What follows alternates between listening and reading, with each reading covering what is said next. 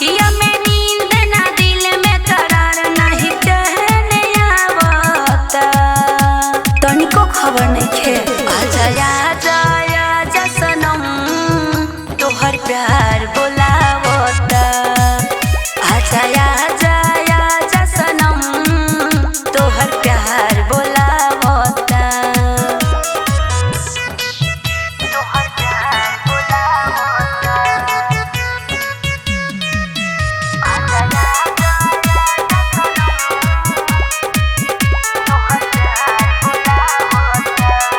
हम तो हर चांद रही तू रहला चकोरी हो।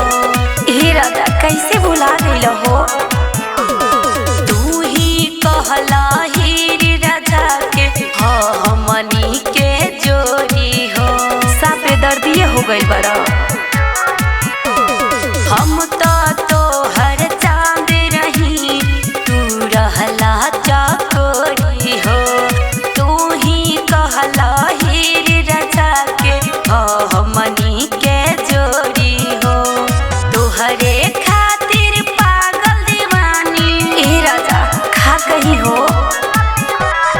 तोहरे खातिर पागल दीवानी गीतिया गावता नइखे रहत। आजा आजा आजा सनम तोहर प्यार बोलावता। आजा आजा आजा सनम तोहर प्यार बोलावता।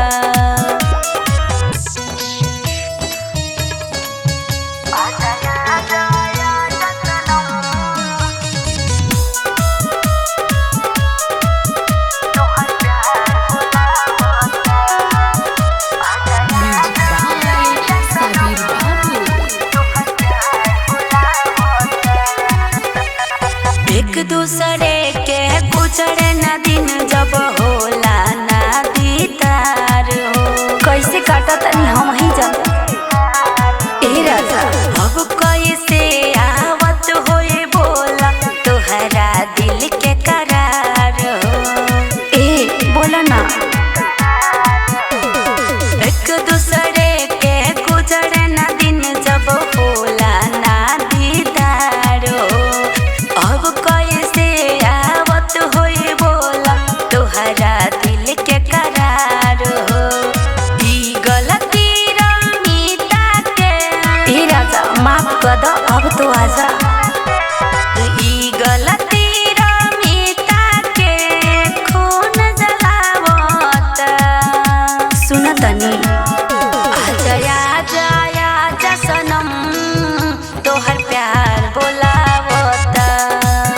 आजा आजा आजा सनम तोहर प्यार बोलावता।